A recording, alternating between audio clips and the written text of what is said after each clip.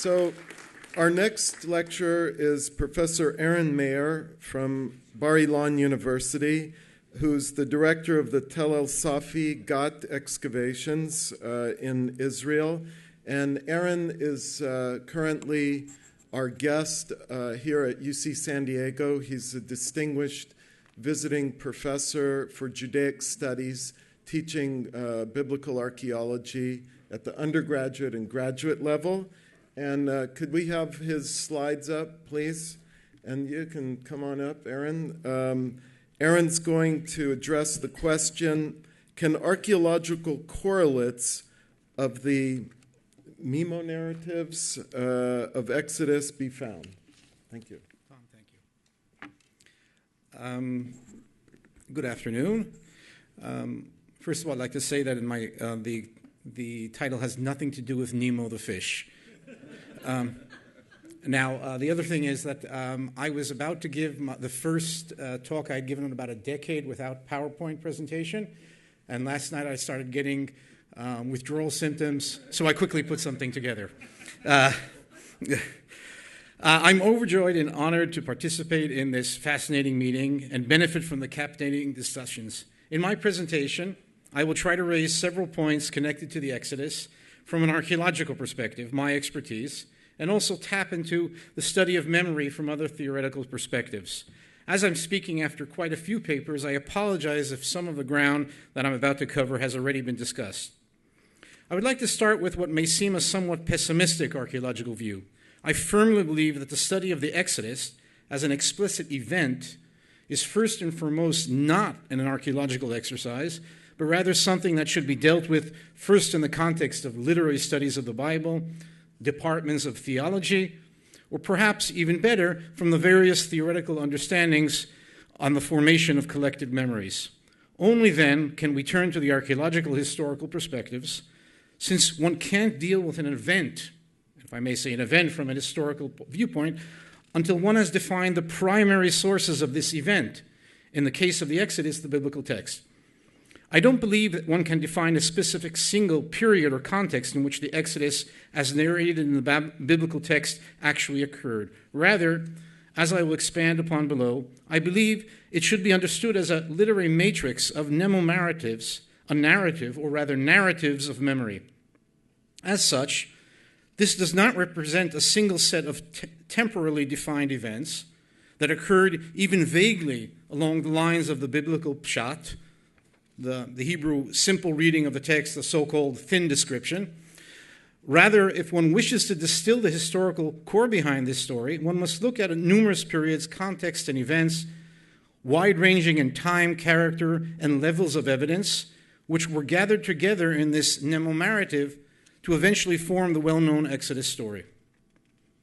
Over 150 years of intense study of the Hebrew Bible have resulted in perspectives that completely changed the understanding of this complex text in a way very much different from traditional viewpoints. While many of the various facets of biblical research are highly debated, and see, for example, the different perspectives on the Exodus narrative by various biblical scholars among us, and we saw some of this just a moment ago, such as Friedman, Romer, Propp, Schmidt, etc., all agree that the biblical text in general, and the Exodus narratives in particular, are the product of a long and complex process of formation, collation, editing, and reception. While biblical scholars today may disagree over the details, the complexity and multifaceted nature of these texts is without doubt.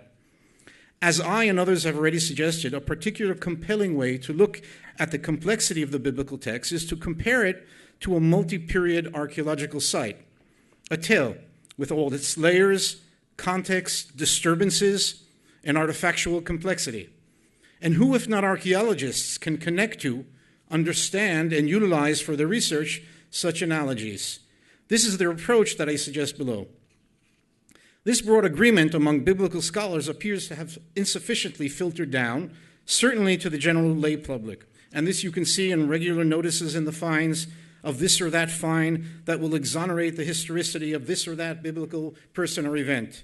But more disturbing to some of my colleagues. Time and again, one sees cases in which archaeologists who deal with sites and finds from periods in which portions of the biblical text were formed, the Iron Age in particular, claim that a certain find, being at a specific site, building or inscription, has the potential to prove the veracity of the straightforward biblical text and overnight cause 150 years of biblical studies to implode, collapse, or evaporate. While all this may not be news to many of you in the present company, I believe that since this misconception is so prevalent, one must clearly and simply state, sorry guys, it ain't going to happen. The modern understandings of the biblical text are here to stay. There are various reasons for this yearning for a return to simple Sunday school understanding of the biblical text. Most often it can be traced to ideological and religious stances, as complex, multi-layered understandings of these texts drastically confound major portions of the core narratives, and at times it deeply disturbs religious and ideological convictions. Although I firmly believe that one can comfortably combine between many traditional religious and ideological tenets and the perspectives of modern biblical research, and I say this as a committed practicing traditional Jew, this is not the time and place to delve into this. Rather, I would stress in general, for the purpose of our discussion in particular, and I'm sure there is wall-to-wall agreement on this point in this room, that when dealing with a historical study of even such an emotionally laden topic as the story of the Exodus, we must shed as much as we possibly can our emotional, ideological, and religious baggage and concentrate on distilling the evidence and its meaning from a scientific perspective. No less important is the need to counter something that I have time and again heard and read, the claim that those who look at the biblical text from a uniform, monolithic perspective relate to the biblical text seriously, while scholars who understand it as a complex and multifaceted corpus of texts don't take it seriously, or worse, are ideologically driven in their negative attitude towards biblical evidence. So let me be completely clear. At least from my perspective, I take the Bible very seriously. If anything, I have a suspicion regarding those who profess a more simplistic view of the biblical text. It's not the Bible that they take more seriously, but rather their specific ideological religious convictions. Having gotten that off my chest, I would like to return to the main issues at hand. The study of memory, its effect on the transformation of personal and collective traditions, and its interface with history is hardly a new topic. This has been broached often in the last century.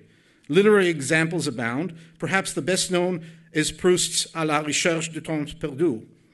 The study of the complex interface between collective and cultural memory and history is also a well-known track, whether classical treatments by Maurice Halbwach and Abi Warburg, and more recent Shotroff, Yerushalmi, Funkenstein, Nora, Zerubbabel, Confino, Ricoeur, Jonker, to mention just a few, and of course, Professor Yasman and his wife, Alida, I don't know. Alaida. And if I may add, and since everybody's been giving more credit to Ron Hendel as well, all have demonstrated the cardinal perspectives in which the study of the interface of memory, history in general, and of collective memory in particular can provide. It should be noted that these studies have stressed the importance of differentiating between history and memory, or as Alain McGill has suggested, that memory is an other that continually haunts history. The burgeoning field of cognitive neuroscience and its insights on human memory have substantially altered the understanding of the biological foundations of memory, personal and collective, and how much more complex this is than non-scientists suppose. If, as Assmann pointed out, when Halbwach and Warburg produced their seminal studies in the early 20s, they attempted to diverge from the current biological, psychological understandings of memory, which were simplistic and, as we know today, simply wrong, and create alternative cultural frameworks for its study. Today, the circle seems to have come around, and cultural and biological perspectives can be integrated and are mutually enhancing. Quoting from an overview by a cognitive neuroscientist, Charles Fernyhough, a leader in the field of memory study, we can get an idea of the neuroscience's current understanding of memory. Memory is an essential part of who we are. But what are memories and how are they created?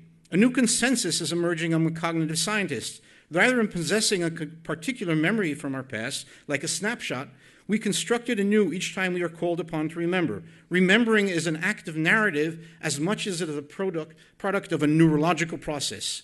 Or as Daniel Schachter, another important figure in the contemporary study of memory, writes, We now know that we do not record our experiences the way a camera records them.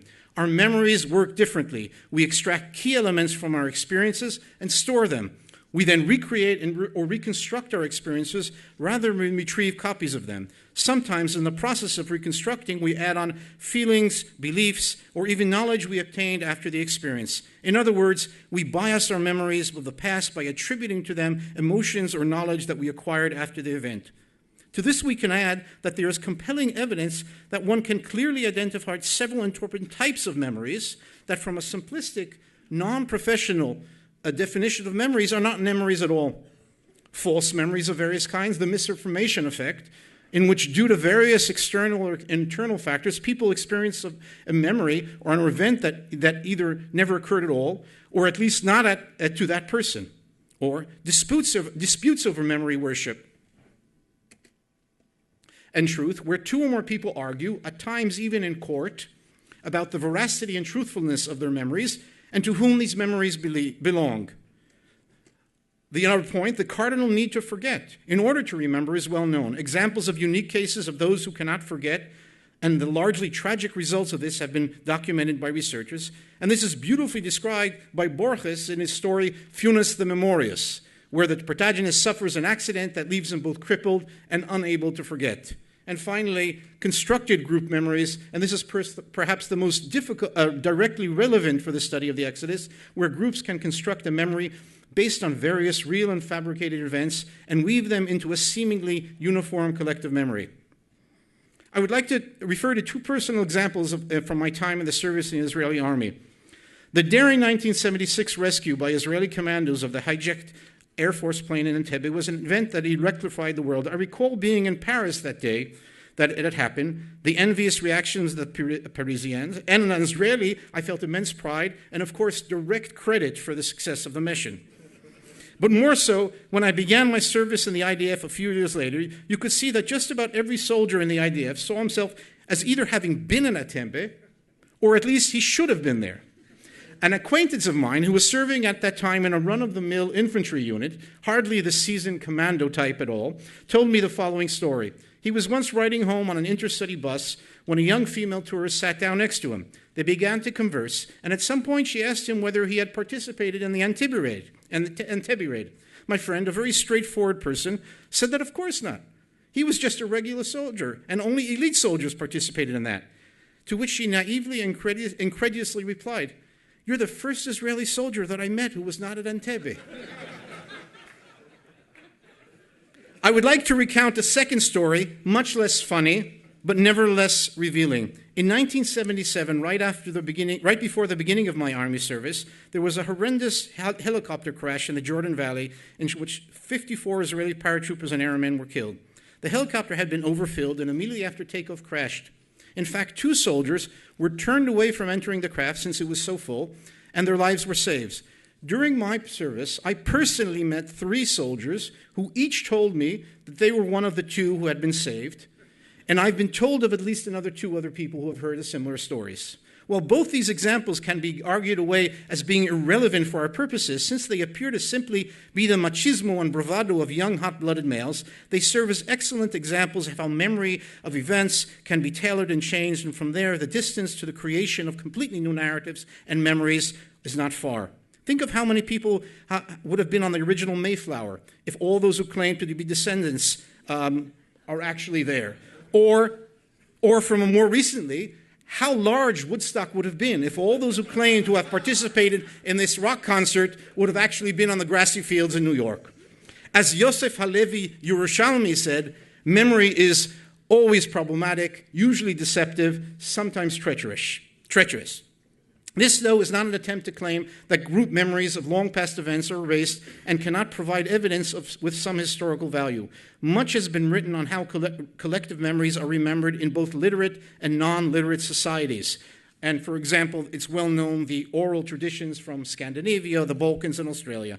Nevertheless, one cannot and should not suppose that this process of transmission of oral and written memories, even in highly structured frameworks such as epic storytelling and sacred texts, these memories freeze and do not change. Rather, with each telling of the story, orally and writing in the specific context in which they're told, the story changes according to the needs of the people telling and hearing the story.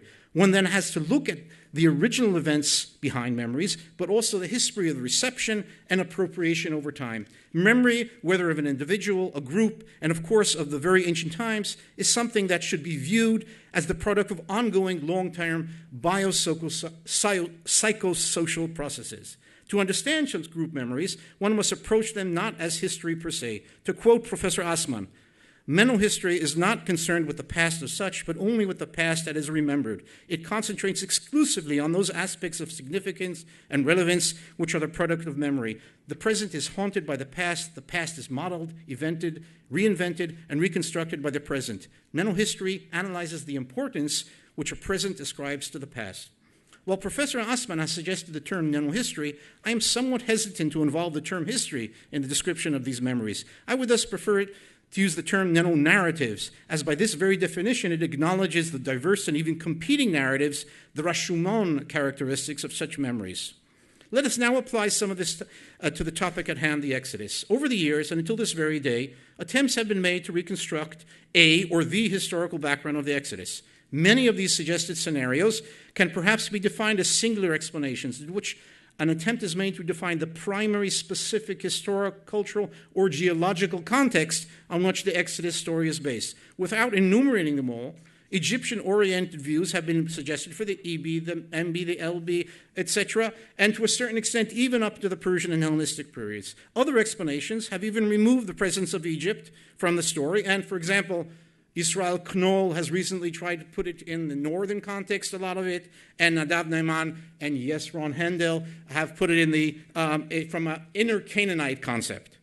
The problem with all these perspectives is quite simple. The archaeological evidence does not corroborate it, and in fact often confounds them. While one can claim that this historical event, this geological process, or that destruction level may be reflected in the Exodus story, none of them add up to an overarching, supposedly coherent story as related to us in the Exodus narrative. For the literal suggestion, those that profess the story occurred, more or less as described in the biblical text, the archaeological and inscriptional evidence does not corroborate most of the story. Why do the Egyptian texts not mention this explicitly? Why do the Palestinian texts, such as the Al-Marna letters, not relate to this or show evidence of the aftermath of these supposed events? The same goes for the archaeological remains. Where is the evidence of a large group, whether 600,000 or 6,000, traversing the deserts? And we, archaeologists, can find evidence of prehistoric hunter-gatherers. Why is there no evidence of the results of the Exodus, the conquest of Canaan? And why is there no material reflection of the Egyptian influence in early Iron Age Israel? For those who see a specific and limited time frame or context as the core element of the story, which is then further expanded, there are no fewer questions to ask. How does one explain the many layers of evidence emanating from the biblical text, seemingly connected to different periods and cultures? For example, early and late Egyptian cultural and linguistic facets seen in the text, and reflections of the realia of many time periods. And why did this particular event and not others become the core focus of this story? I believe that a more complex understanding should be recognized. The ongoing connections between Egypt and the early peoples of the southern Levant, including the Israelites, as well undoubtedly left a long trail of memories, some of real events over time.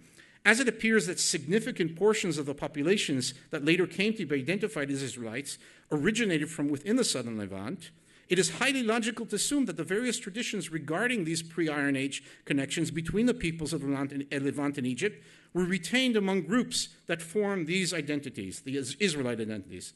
On the other hand, one can hardly say that all aspects of the later Israelite culture solely relates to internal Canaanite elements. There are things that hint to external things as well. Similarly, attempts to distill the core of the early Israelite identity as being related primarily to define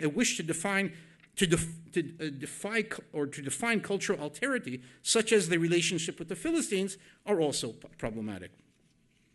The biblical traditions themselves point to a complex origin of the Israelites. While we concentrate on this meeting on the Exodus from Egypt, other traditions, such as from north, the Syrian, Mesopotamian, and Canaanite origin, and internal Canaanite origins are known. Since despite repeated attempts, one cannot find a perfect archaeological historical fit for the Exodus narrative, we must accept that it too reflects the diverse, complex, and multi-period origins of the Israelites. This tradition, or matrix of cultural memories, was woven together and altered over a long period, perhaps periodically unwoven as well, and perhaps Penelope's shroud should serve as an analogy. And it contains snippets of yarns of memory from many sources. This explains why this amazing Technicolor Dreamcoat, Joseph related, does not dovetail with any specific limited set of events. In fact, by definition, it cannot fit into a restricted historical horizon. We are not looking for the tree that will provide the ultimate definition of the forest, but rather we must realize that this forest is comprised of many trees, each reflecting another snippet of collected memory.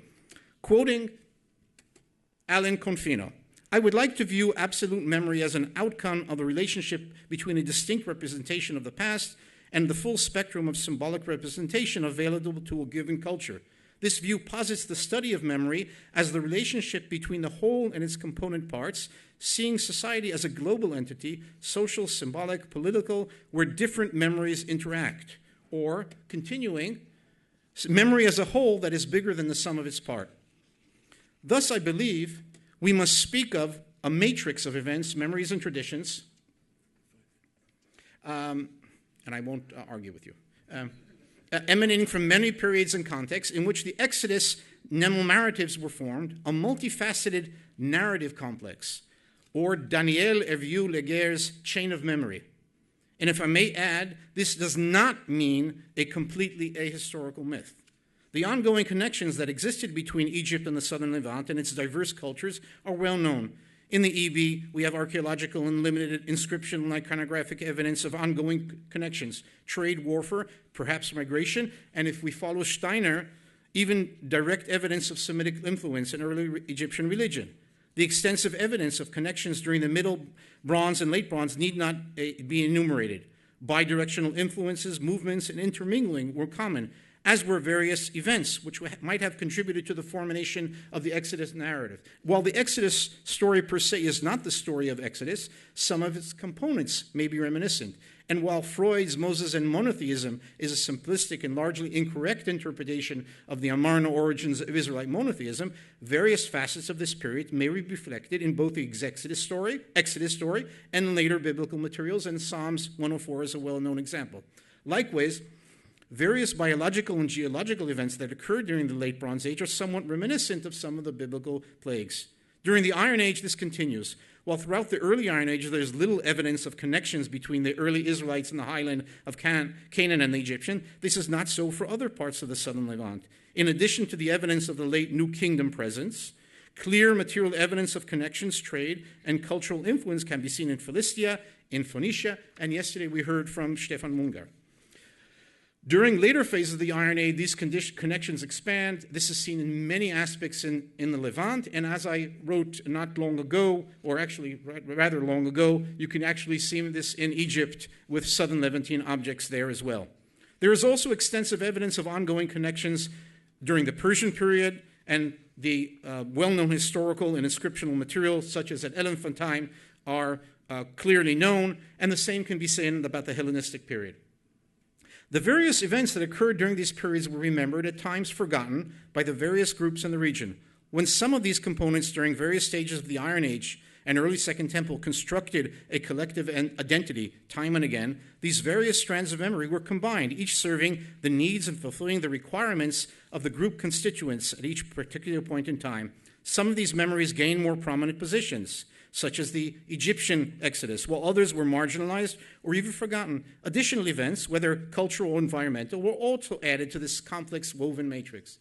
And this eventually became the Exodus story as represented in the biblical text. Historical accuracy is not the issue here, but rather the process of formation and ongoing reception and appropriation of these memories, if we can, perhaps identify some of these historical kernels. But make no mistake, the cessation of major textual revisions of the biblical text in the early Roman period did not mean that the collective memories relating to the Exodus and the reception stopped evolving. Throughout Western history, as we heard yesterday from Professor Assmann, and for example, Walzer and Pardis have demonstrated, the Exodus motif was used far and wide in very different and at times conflicting manners to create collective memories for diverse groups. As Halbwachs described this transformation of the collective memory of early Christian Palestine as an evolving commemorative landscape, so the Exodus was formed and transferred with time. Using a term that Yerushalmi suggested, let us view the Exodus story as a vehicle of memory, or perhaps better, vehicles of memory. Or let's look at it, this narrative complex, as a chain of memory, as I mentioned before, or Aleida, Assmann's term, an Erinnerungsraum, a place of remembering. I would like to end this talk with a quote of Ahad Ha'am, the great cultural Zionist of the late 19th, early 20th century, explaining his understanding of the Exodus. When I read the Haggadah on the eve of Passover, I care not whether this man Moses really existed. We have another Moses of our own, whose image has been enshrined in the hearts of the Jewish people for generations, and whose influence on our national life has never ceased from ancient times to the present days.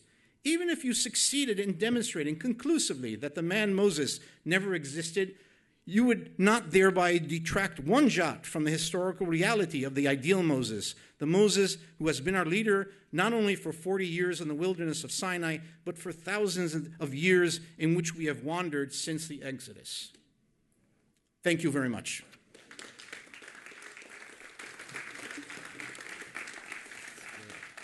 Thank you for that excellent lecture, Aren. And I'm glad he used the PowerPoints, you know? That's good. So let's open it up for some questions, comments.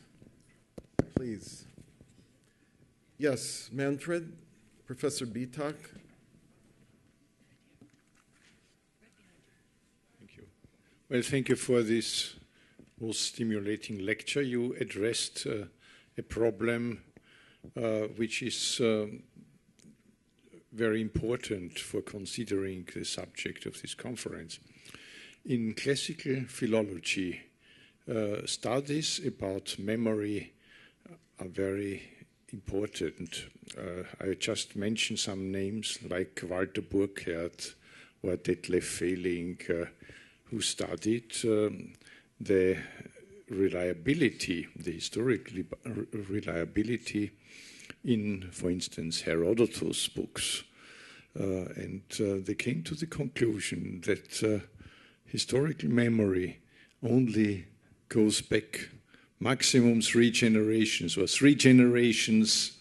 If you go beyond that, maximum 6 generations. But afterwards, everything fades into mythic fields. And I think this should also be applied to Bible studies.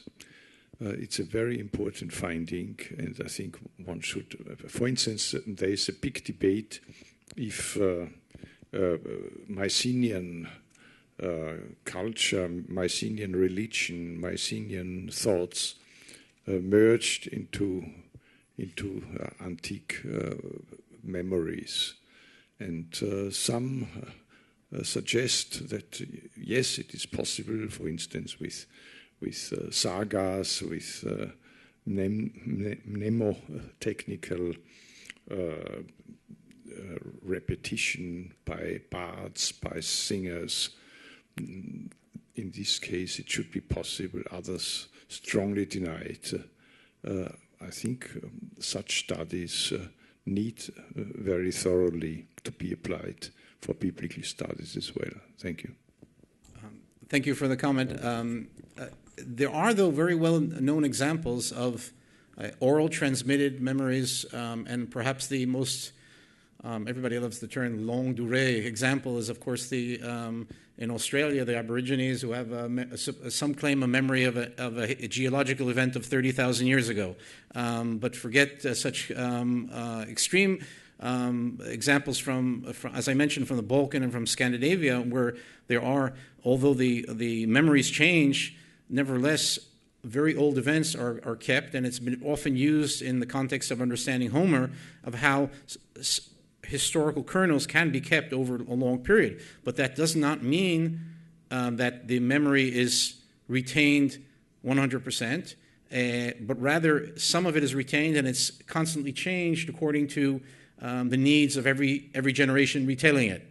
And I think Professor Osman and many people have dealt with this recently. And I'd be very happy to hear Professor Osman's comments on my paper. Did you want to make a comment, Professor Osman? Okay, he agrees. Oh, yes, okay, Conrad, I can go home.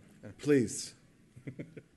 Thank you very much. I just have a quick question regarding your reluctance to use the term Mnemo-history and why you prefer Mnemo-narrative. The background of my question is that I think it's helpful to assess those documents and those evidences that contain memories, also as historical documents that need to be assessed in the same way as every other historical artifact as well.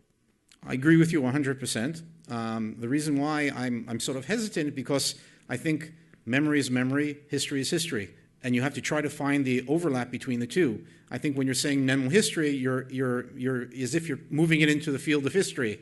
I think you have to deal with the two different things and then combine them. Just like archaeology and history, they're two separate fields that can meet at some point. But as opposed to some people, I'm an archaeologist. I am not a historian. That's what I'm an archaeologist. I believe archaeology stands on its own. History is our friend. Anthropology is our friend. And I think, but I agree with you. Perhaps I think it's just a semantic definition. I think the methodologically we have no differentiation there. Okay, we'll have one last comment, Professor Osman. You want to give him the microphone, please? Well, I would say that Mnemo-history is on a meta level of Mnemo-narratives. I think Mnemo-history deals with Mnemo-narratives. Exodus, of course, is a Mnemo-narrative. It is a narrative of memories, several memories that went into the narrative. But Mnemo-history studies the history of these Mnemo-narratives. I think they are on different levels. Mm-hmm. Okay. Okay, thank you very much, Aren. Our next